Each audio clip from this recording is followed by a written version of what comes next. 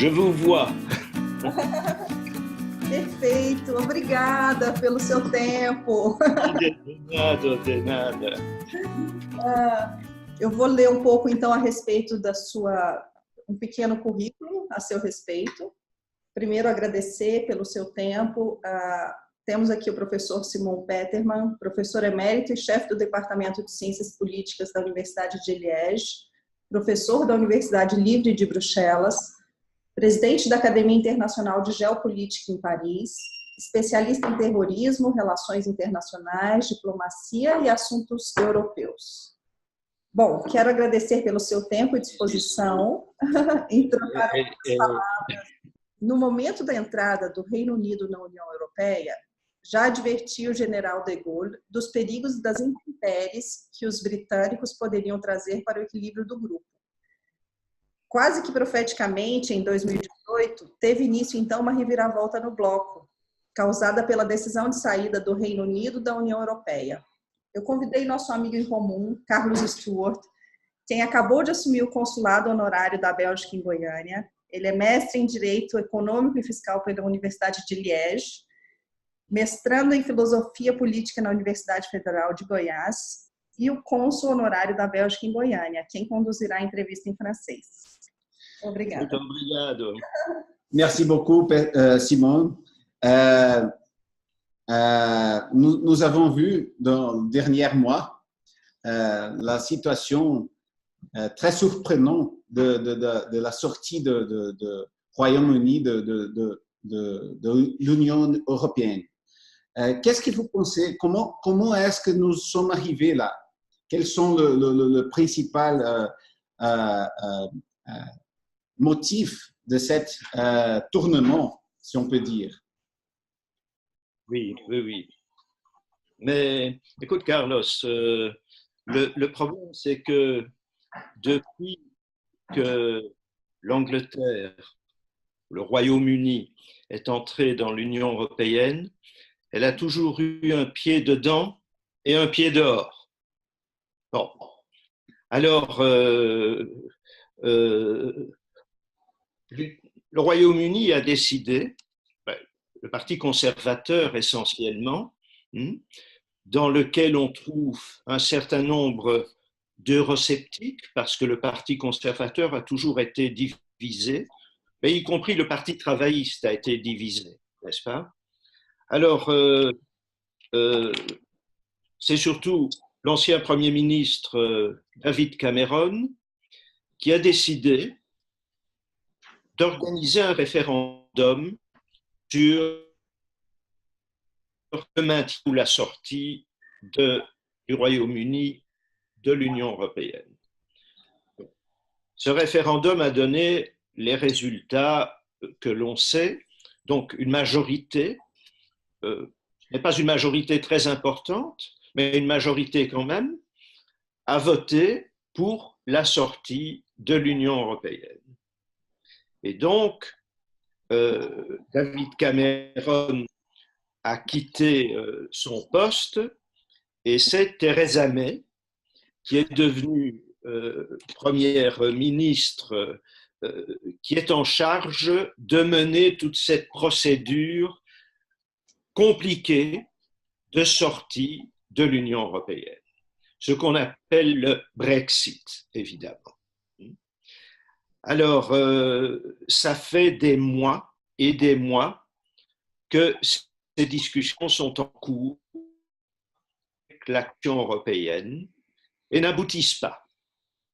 Et avant-hier, eh bien, la Commission a encore décidé de donner un nouveau délai, n'est-ce pas, jusqu'au 31 octobre. Bon, la veille d'Halloween, c'est peut-être symbolique, je n'en sais rien, pour que cette sortie se fasse dans les meilleures conditions possibles. Bon, voilà le dernier état de la question. Mais j'avoue que même les meilleurs spécialistes des questions européennes, ils perdent leur latin parce que les choses sont devenues tellement compliqué que on a l'impression que plus personne n'y comprend grand-chose. Oui. Voilà la première. Qu'est-ce que vous pensez qui sont les conséquences pour ça, pour la sortie du Royaume-Uni de l'Union européenne? Vous pensez que, par exemple, les autres pays qui sont en train d'avoir un mouvement nationaliste, comme par exemple l'Hongrie, l'Italie et bien d'autres, est-ce que vous pensez que ça peut montrer une tendance? Ça peut aboutir une tendance des autres pays? Qu'est-ce que vous pensez? Il y a eu même dans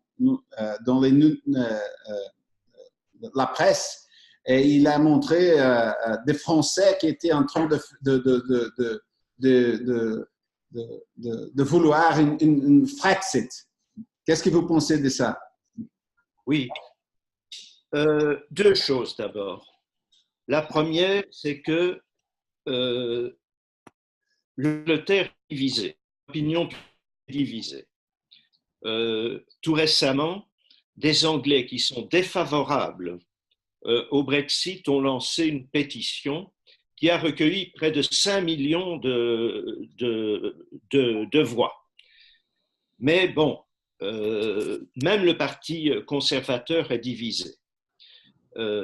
Donc l'opinion est divisée. Certains souhaiteraient qu'on organise un nouveau référendum qui serait peut-être favorable au maintien de l'Angleterre, en fait du Royaume-Uni dans l'Union européenne, mais ce n'est pas possible.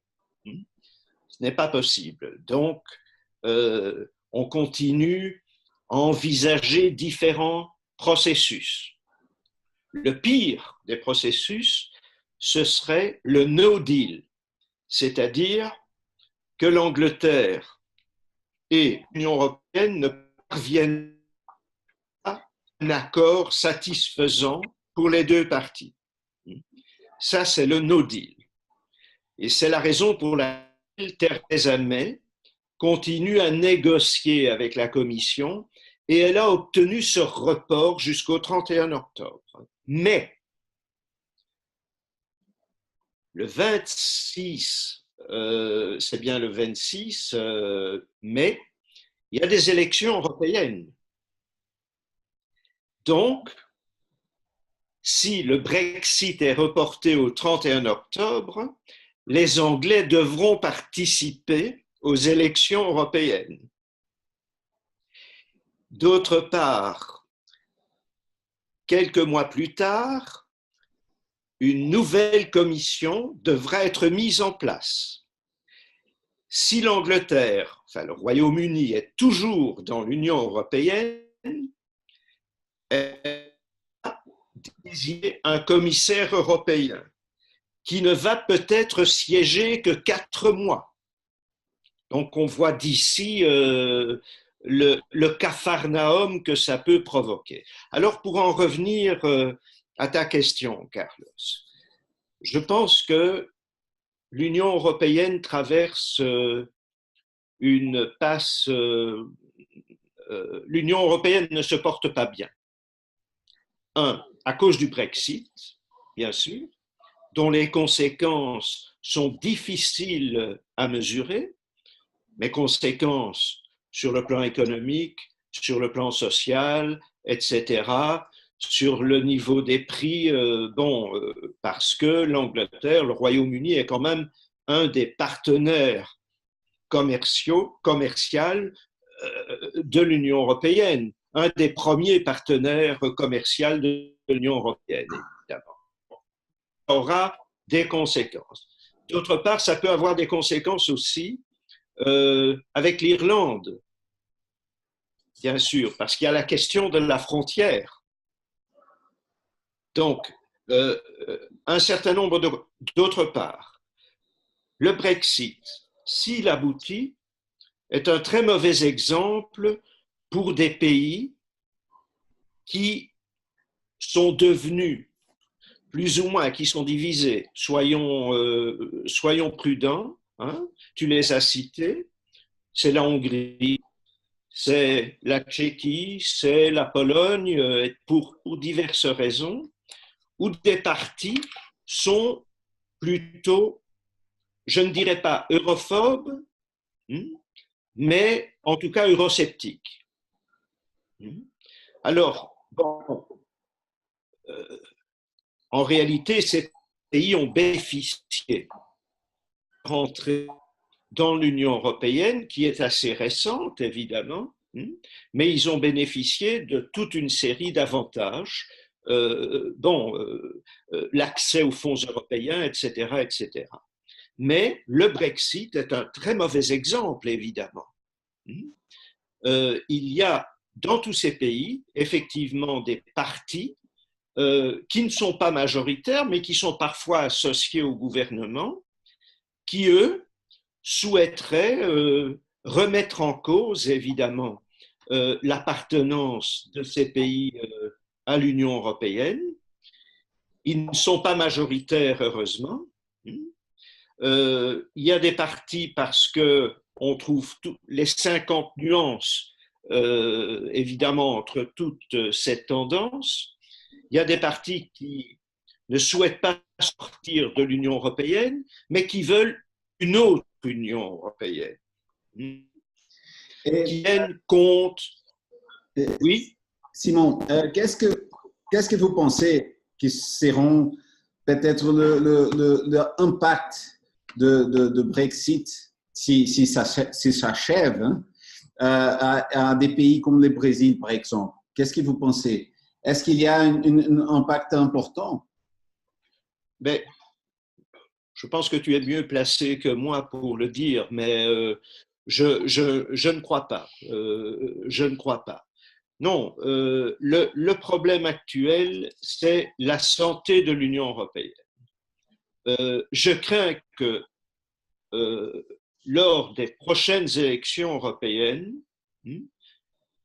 je ne sais pas, on verra les résultats, mais qu'il y ait au sein du Parlement européen un groupe important d'eurosceptiques, ce qui est un très mauvais signal, pour l'ensemble des pays membres de l'Union européenne, évidemment. Je demande ça parce que nous sommes en train de faire, le Mercosur est en train de faire un accord avec l'Union européenne qui traîne pendant des années. Et alors, peut-être, qu'est-ce que vous pensez que cette affaire peut influencer un possible accord entre l'Union européenne et le Mercosur? Non, je pense que tu as raison. Je pense que ça peut retarder encore parce que, comme je le disais, c'est un très mauvais exemple. C'est une très mauvaise image que donne l'Union européenne actuellement aux autres pays et en fait aux pays qui sont membres du Mercosur ou du Sur. Enfin, c'est un très mauvais signal. Et donc, ces négociations peuvent continuer encore pendant très, très longtemps. Simon, je vois que les États-Unis, dans le leadership de Trump, démontrent une sorte de méprise pour les institutions multilatérales. Est-ce que vous pensez que nous sommes aujourd'hui dans une tendance d'avoir plutôt des accords bilatéraux, un préjudice des institutions multilatérales à partir des États-Unis, et on peut voir aussi peut-être à partir de maintenant aussi les Royaume-Uni et des autres puissances. Qu'est-ce que vous pensez sur ça? Oui, c'est une bonne question, hein, parce que effectivement, on a l'impression que l'administration Trump, puisqu'il s'agit évidemment de l'administration Trump, de privilégier plutôt le bilatéralisme au détriment du multilatéralisme. Bon, il est clair que, en ce qui concerne le Royaume-Uni, depuis très très longtemps, il existe une relation privilégiée entre le Royaume-Uni et les États-Unis. qui, en cas de Brexit, va probablement se renforcer davantage encore. D'autre part, Trump, en tout cas, ne semble pas très favorable, ou en tout cas moins favorable à l'Union européenne en tant qu'institution intergouvernementale que ses prédécesseurs, n'est-ce pas? Donc, tout est possible, bien entendu. Il semble privilégier, comme je veux dire, relations bilatérales. Cherche-t-il à saboter, le mot est fort, l'Union européenne pour des raisons obscures, enfin bon, je ne suis pas sûr, ce n'est pas dans l'intérêt des États-Unis non plus. Ce n'est pas dans l'intérêt des États-Unis qu'il y ait une Europe faible, puisque à chaque fois que Trump se déplace en Europe, c'est pour demander aux Européens de faire un effort supplémentaire, notamment dans le domaine de la sécurité, évidemment. Et d'autre part, l'administration Trump et le président, dont les décisions sont parfois imprévisibles, veut mener une guerre commerciale parfois contre l'Union européenne. Alors, tout cela est imprévisible, évidemment. Et donc, il est difficile aujourd'hui de donner un pronostic sur ce qui se passera dans 6 mois ou 1 an ou 5 ans. Oh. Je vois qu'il y a aussi une autre, une sombre dans les relations, toutes les relations qu'on avait mentionnées, c'est de la Chine. Qu'est-ce que vous pensez que la Chine peut signifier dans toutes ces questions, notamment parce que les États-Unis sont aujourd'hui en guerre commerciale contre la Chine. Qu'est-ce que vous pensez que l'Europe, les papiers de l'Europe dans cette situation maintenant? Et est-ce que le Brexit a un poids sur ça? Mais je ne suis pas sûr que le Brexit ait un poids sur la situation que tu viens de décrire, mais en tout cas, la Chine est devenue un acteur majeur de la vie économique internationale, évidemment. La Chine, non seulement, elle est présente en Amérique latine, elle est présente en Afrique de plus en plus, et elle est présente en Europe, bien sûr. Et donc, voilà un acteur majeur de la géopolitique internationale qui va probablement, et qui est en guerre commerciale, comme tu viens de le dire, avec les États-Unis. Tout cela va avoir un impact sur le futur des relations internationales. J'ai dit ça parce qu'il y a apparemment un mouvement de gouvernement chinois de s'approcher de pays qui sont un peu plus eurosceptiques, si on peut dire. Par exemple, il y a eu des investissements massifs de Chinois dans les ports grecs et ils sont en train de faire la même chose avec l'Italie, par exemple. Est-ce que le gouvernement chinois, par exemple, pourrait être un poids supplémentaire dans affaiblissement de l'Union européenne par rapport à ses membres, par exemple le plus faible, oui.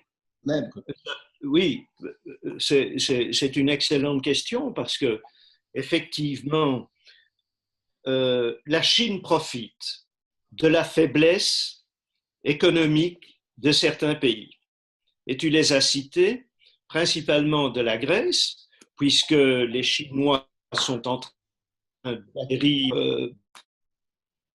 maîtrise des ports grecs, profitent de la faiblesse de l'économie italienne, bon, est-ce que c'est pour s'implanter ou pour affaiblir l'Union européenne? Je ne le pense pas. La Chine est animée, veut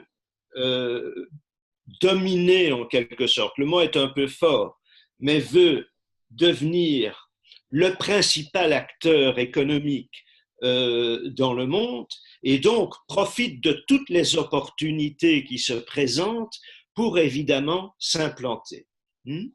Donc, ces principes, et bon, comme toujours, elle commence par les pays les plus faibles économiquement qui offrent des opportunités, bien sûr. Voilà. OK. Mais nous sommes en train d'arriver à notre temps. Je voudrais vous remercier énormément. Merci beaucoup pour votre contribution à notre petite chaîne. Et est-ce que vous voulez encore faire une petite conclusion? Oui, mais ma conclusion, c'est que j'espère que l'Union européenne pourra surmonter les difficultés qu'elle rencontre actuellement, parce que si elle ne le fait pas, je crains le pire pour l'avenir. Pas à court terme, mais peut-être à moyen ou à plus long terme. De toute manière, je ne pense pas qu'il y ait un futur élargissement, un nouvel élargissement de l'Union européenne. C'est quasiment impossible et la majorité des pays sont contre un nouvel élargissement. Il y a quelques pays qui attendent, ne parlons même pas de la Turquie, n'est-ce pas? Parce que ça, on oublie. Mais j'espère qu'en tout cas que l'Union européenne pourra se redresser, pourra en tout cas faire les réformes nécessaires aussi pour que les peuples se sentent plus proches, qu'il n'y ait pas ce divorce entre les peuples et les élites qui dirigent la Commission européenne. On a l'impression, beaucoup de gens ont l'impression que cette Commission européenne prend des décisions qui ne sont pas en conformité avec les aspirations des peuples. Et ça, il faut absolument surmonter cette espèce de divorce entre l'opinion et la Commission, qui est le seul, je le répète, le seul organe supranational de l'Union européenne. Voilà ma conclusion. En tout cas, je vous remercie. Muito obrigado para sua contribution et boa sorte. Obrigada. Merci. J'espère compter sur vous dans notre prochaine rencontre. Merci beaucoup. On parlera du Moyen-Orient. OK, parfait. Merci. Ciao. Ciao. Ciao. Obrigada. Muito obrigado. Ciao, ciao.